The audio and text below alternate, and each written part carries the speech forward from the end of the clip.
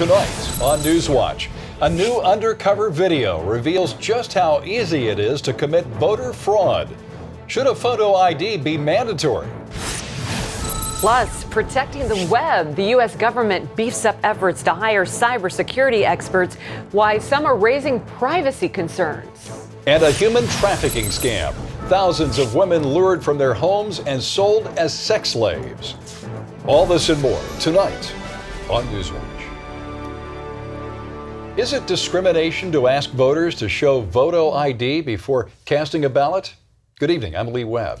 And I'm Wendy Griffith. It's a debate that's raging in states across the country. One side says it's common sense. The other claims it unfairly targets minorities. And now new undercover video has supporters of voter ID requirements saying, "I told you so." Jennifer Wishon in Washington with tonight's top story. You have to show it to board a plane, buy certain over-the-counter drugs, and get into some taxpayer-funded government buildings. Many lawmakers say an ID should also be required to vote. You live in Precinct 1. In the last year, 9 states passed new voter ID laws, and legislation is being considered in 32 states. But critics say the laws place an undue burden on minorities and the poor. It's reminiscent of some of the Jim Crow's laws of the past that were designed to restrict people's basic fundamental right to vote. But a new Rasmussen Report survey shows 73% of likely voters say requiring a photo ID at the polls does not discriminate, and 64% say voter fraud is at least a somewhat serious problem. Heading into the presidential election, to require ID or not has become a hot topic. Attorney General Eric Holder says the new laws aren't needed since in-person voter fraud is extremely rare. He shot down ID laws in South Carolina and Texas. But recently, citizen journalist James O'Keefe set out to prove how easy in-person voter fraud can be. Do you have an Eric Holder? He sent a bearded young white man into Attorney General Holder's Washington, D.C. polling place, armed with Holder's address. Holder. The poll worker found Holder's name and asked the actor to sign beside it. I actually forgot my ID. You don't need it, sir. I left it in the car. As long as you're in here, you're on our list, and that's who you say you are. Okay? My colleague John has a beard. He could have shaved off his beard and made it a mustache, gone in and voted, and then shaved off his mustache and gone in and voted 3 times. O'Keefe and his team have also demonstrated the ability to vote for other famous people. In Minnesota, they successfully posed as football stars Tim Tebow and Tom Brady. Critics call it manufactured fraud. In fact, all voter fraud is manufactured.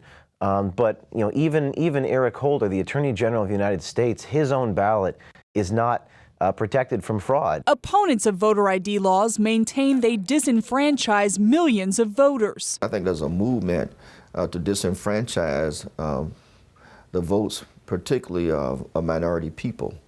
I think historically, minority people have not necessarily had the type of government official ID. Mick Lawhorn, like many other critics of ID laws, says he's not convinced there are widespread problems with voter fraud. O'Keefe is out to prove him wrong. We're going to go around the country to as many states as we can and catch it on tape so that it's undeniable, the voter fraud in this country. His latest sting may well encourage states already considering legislation that requires photo ID at the polls. Jennifer Wishon, CBN News, Washington. An appeals court upholds Arizona's voter ID law. The measure requires voters to show identification before casting ballots. Critics argue the law hurts Latino voters. The circuit court ruled Tuesday that there is no proof that the requirement gives Latinos fewer opportunities to vote. The court did, however, rule that Arizona cannot legally require voters to show proof of citizenship. Arizona's Attorney General believes the issue will ultimately end up before the Supreme Court. President Obama's re-election campaign using new television ads now to reach Latino voters. They're done in Spanish and they will air in Colorado, Nevada, and Florida. All 3 battleground states with growing Hispanic populations. The campaign also announced a new push for Latinos for Obama. Its aim is to increase Hispanic voter registration and get more Hispanics to volunteer for the president's campaign. The Republican Party is uniting behind presidential candidate Mitt Romney. Speaker of the House John Boehner and Senate Minority Leader Mitch McConnell have endorsed the former Massachusetts governor. McConnell says it's now clear Romney will be the party's nominee and that it will be a tight race to beat the president. Just look at the Gallup tracking poll yesterday actually had Governor Romney with a 2-point lead. I think it's going to be a very, very competitive election. We're all behind him and looking forward to the fall campaign, which is actually already underway.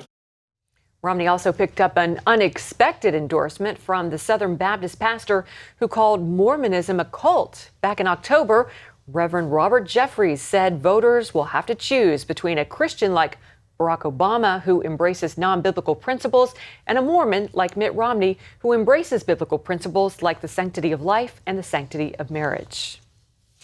The Pentagon condemns photos released today of troops posing with dead bodies.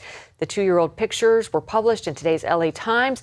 They reportedly show members of the 82nd Airborne Division and Afghan police posing beside the severed legs of a suicide bomber.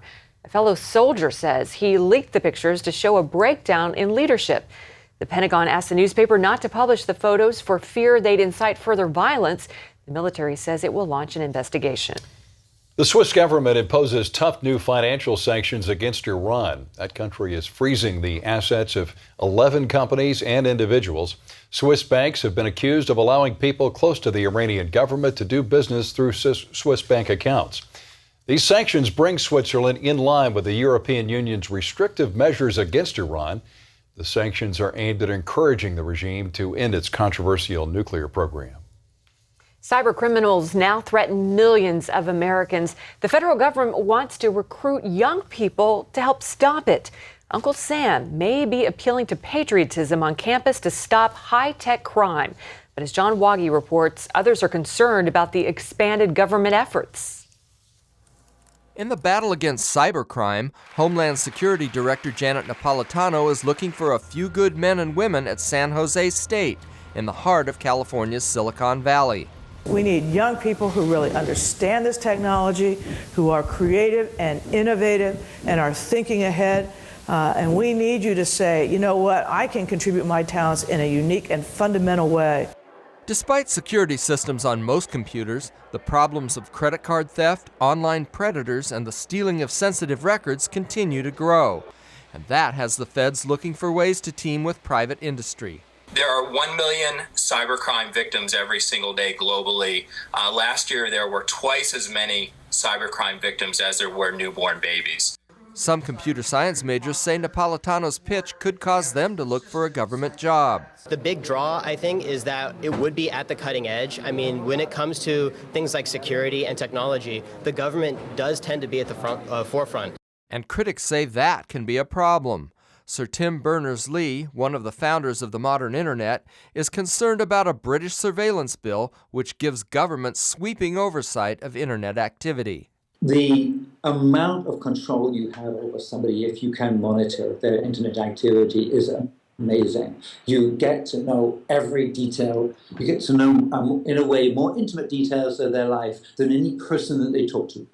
So while millions of internet users in America and elsewhere applaud the effort to fight cybercrime, there are concerns about the federal government taking on a big brother role in the name of catching high-tech bandits and terrorists. John Waggy, CBN News. The head of the U.S. Secret Service is calling for an independent review of the agency's investigation into the Colombian sex scandal. And lawmakers want to know if the women in question had access to sensitive information that could have jeopardized the president's security. Mark Martin reports. The Secret Service agents accused of soliciting prostitutes will be forced to take lie detector tests. U.S. inspectors are in Colombia interviewing witnesses and collecting hotel surveillance video. Sources say many of the suspected prostitutes have been identified and will be interviewed. When you bring a guest into a hotel in Colombia, they have to leave their photo ID at the main desk. The chairman of the Homeland Security Committee, Representative Peter King, says some of the agents implicated in the sex scandal are talking, but their stories are different. Some admit they did the wrong thing. Others are denying there was any involvement with prostitution. that these are just women they happen to meet. Sources also say that 10 or more military personnel from every branch of the service are implicated in the scandal. We let the boss down because nobody's talking about what went on in Colombia other than this incident. In addition, as many as 21 local women were allegedly involved. Lawmakers say national security was put at risk. They could be employees of the local drug cartels. They could be spies, planted eavesdropping devices, kidnapped them. All of the women in America were insulted, were offended by the actions of these individuals. The White House says President Obama still has confidence in the director of the Secret Service. The president is receiving regular updates on the progress of the investigation. Mark Martin, CBN News. And some sad news to report. American Bandstand host and TV icon Dick Clark passed away this morning. He died from a heart attack. Clark was nicknamed the world's oldest teenager because of his boyish appearance. He hosted the annual New Year's Eve special, as well as a variety of game shows and music specials. American Bandstand was one of ABC's longest-running TV series. He suffered a stroke back in 2004, which affected his ability to speak and to walk. Clark was 82 years old. Coming up, a faith-based farce or a source of real solutions? We'll take a closer look at President Obama's Office of Faith-Based Initiatives.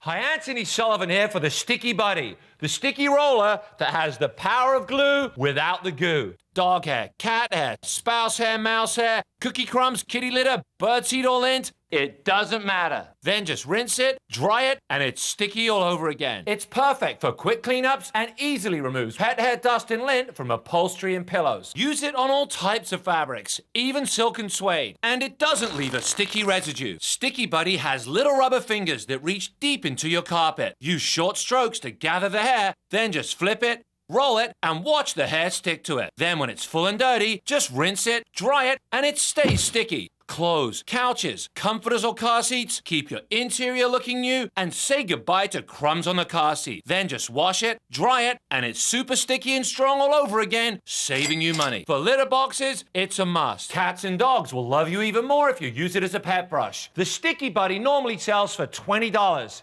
It comes with a cover, so it stays nice and clean and has a lifetime guarantee. So stop spending money on tape rollers and putting cash in the trash. Call now and you'll also get the detail size. Take it with you. It'll be there when you need it. Put it in your purse, pocket, desk drawer, or glove box. It even has a corner detailer with the same rubber fingers that gets into nooks and crannies. Same washability, same reusability, same sticky guarantee. The detail size normally sells for $10 by itself. But be one of the first to call, and you'll get both for $10. But order right now, and you can double the value. That's 2 sets of Sticky Buddies, the ones with the little rubber fingers, for $10. So call or click now. Call 1-800-558-7521 and pick up your Sticky Buddy. But hurry, call now. We're giving away a special offer on a second set of Sticky Buddies with all of today's orders. So call 1-800-558-7521 and find out about free shipping. That's 1-800-558-7521. Call now. Faith communities play a vital role in economic recovery. And with that in mind, the White House recently hosted a Faith and Neighborhoods in Action Symposium. They explored how to partner with government agencies and engage key White House representatives. Charlene Israel reports. Leaders from the White House met with pastors and other leaders from across Hampton Roads here at Norfolk State University. They stress how important faith-based organizations are to creating and maintaining healthy neighborhoods. The Office of Faith-Based and Community Initiatives was established under President George W. Bush, though many believed President Obama would shut it down after taking office. It was designed to help faith-based groups receive federal funds to help better their communities. It's absolutely essential. If we're going to tackle the biggest problems facing our country, President Obama believes that we have to do that in partnership with faith-based organizations. Some conservatives are appalled at the direction the office has taken under the Obama administration, saying it has actually become hostile toward religious charities. The office's former director says, "I think it has become a faith-based farce. The office has become nothing but a political outreach shop that has led the charge to trample on the religious rights of faith-based organizations." As an example, TUI points out the recent controversy regarding Catholic Ave Maria University. The school is suing the federal government over its recent push to force certain religious employers to include contraceptives and abortion drugs in their healthcare plans, even if it goes against their beliefs. But the White House says the office is doing a lot of good. We have a wonderful fatherhood initiative where we're working to support local congregations that are helping dads get back on the right track after they may have fallen away from their families. Local pastors praise the program. It gives them the opportunity to be able to seek jobs, which they need employment to be able to provide for their families. And this is a great opportunity where the church can come together with the Father and make the individual become whole. Pastor Jerome Barber says a government grant enables him to host a monthly prayer breakfast for people in his community. I wanted them to know that I felt what they felt. And in doing so, we were able to pray for them, pray with them, and then provide them with resources. He says partnering with the government benefits everyone. What affects people affects government. What affects people affects church. And why not partner together to bring about an environment that helps the people, because they're the same folks that vote, same folks that pray. White House officials say working with faith-based organizations is key to improving conditions in neighborhoods across the country. They're saying, we're already toiling in this vineyard, we're already working, we're already helping folks, so we're so glad that you're throwing open the door to partnership. Charlene Israel, CBN News. The Bible may be read soon in public high schools in Arizona. Governor Jan Brewer has signed a law requiring the State Board of Education to design a Bible curriculum. The course would be elective, so schools would not be forced to teach it. It would examine the Bible and its role in Western culture. A Republican state representative there says the class is needed because references to the Bible are found everywhere. At least 5 other states have passed legislation similar to the Arizona proposal, and hundreds of public schools around the country currently offer Bible classes. Planned Parenthood of Northern New England is accused of breaking the law. It reportedly distributed abortion drugs and other pharmaceuticals without a licensed pharmacist. The Alliance Defense Fund filed the complaint with the state on behalf of New Hampshire Right to Life. ADF attorneys say it's a clear-cut case. No matter where a person stands on abortion, everyone should agree that Planned Parenthood has to play by the same rules as everyone else. In this case, that means it must obey state laws that say only licensed pharmacists may distribute prescription drugs when a clinic is not under contract with the New Hampshire Department of Health and Human Services. The ADF says New Hampshire's 6 Planned Parenthood clinics have sold about $4,000 worth of abortion-causing drugs every day in violation of state statutes. Up next, a shocking story. Young women are tricked and then trafficked as bride slaves. We'll tell you where it's happening next. If you have diabetes and you're on Medicare, call now for a new pain-free meter. These new meters are more accurate, they're easier to use, and the best news is you don't have to prick your fingers anymore. Call now, and Arriva Medical will send you one of these new meters for free. And if you have Medicare, your testing supplies may also be covered. Arriva makes it simple. They bill Medicare directly. There are no upfront costs. And they deliver your supplies right to your door for free. With these new meters, there's no coding, you don't have to prick your fingers, and some of these meters even talk. Your blood glucose reading is 122. And if you call 1-800-284-9762, we will send you a free Betty Crocker Diabetes Cookbook filled with delicious recipes. Call Arriva today. You'd be glad you did. Believe it or not, this is a catheter. It's the new SpeediCath Compact for women. Now available from Liberator Medical with full Medicare and private insurance reimbursement. Stay tuned for an exciting free offer.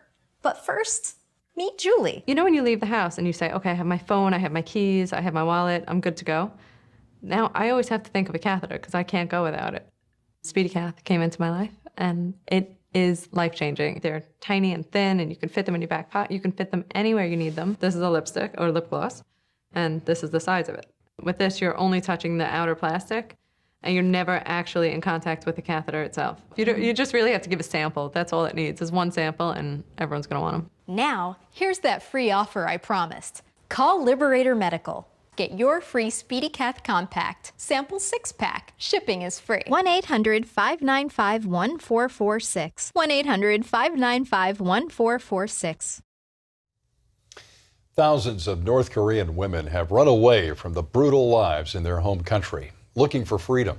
Yeah, human smugglers promised them food, money, and a better future. But instead, many of them have ended up as sex slaves in China. George Thomas has this tragic story from the North Korean border.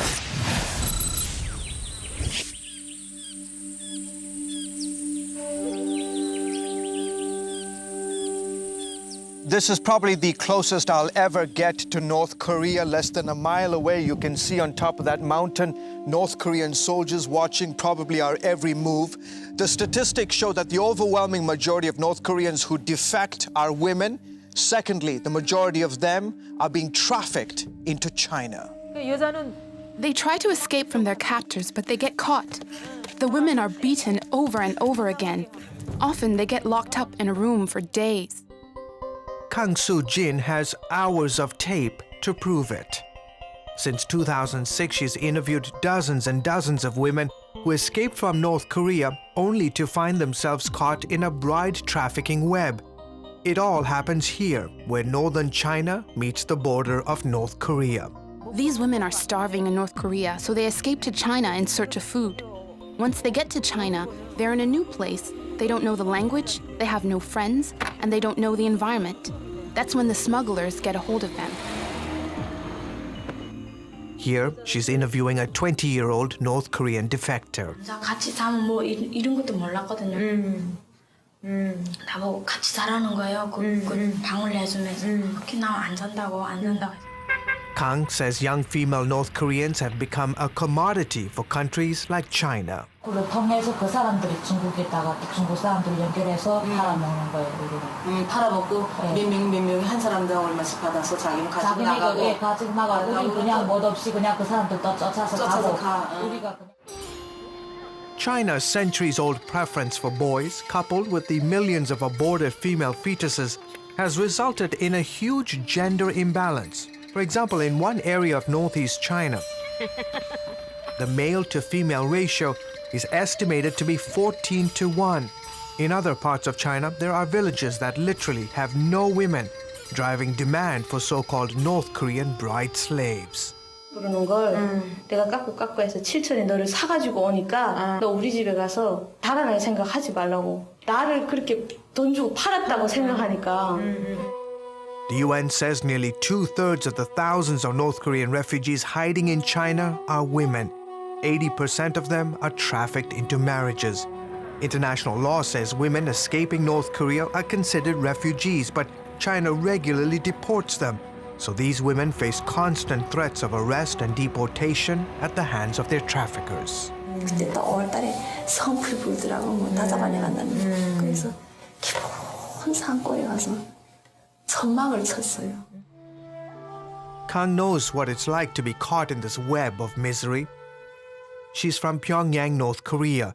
In 2002, she made a run for China. I had a forced marriage in China. I managed to escape from that, but got caught by authorities and was sent back to North Korea, where I was tortured by prison guards. With the help of some contacts, I escaped the prison camp and made it here to South Korea via Thailand. 6 years ago, she started the Coalition for North Korean Women's Rights to help other North Korean survivors of trafficking. I wanted to help these women who have no voice, no one to speak out on their behalf. And once they defect, life in China or here in Seoul, South Korea is not easy.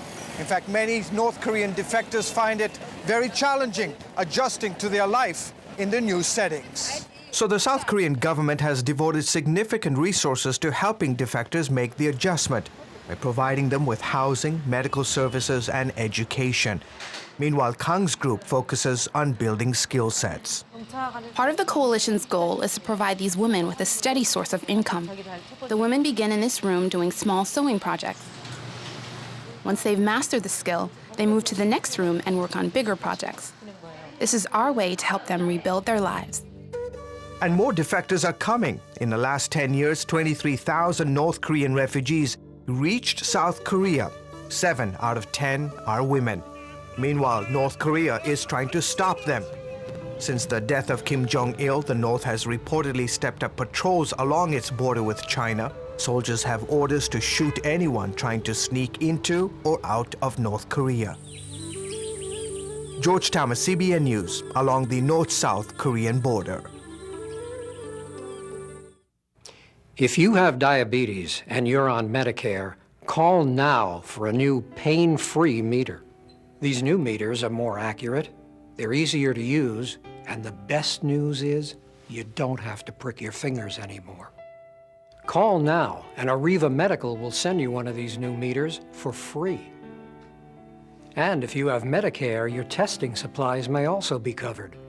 Arriva makes it simple. They bill Medicare directly. There are no upfront costs. And they deliver your supplies right to your door for free.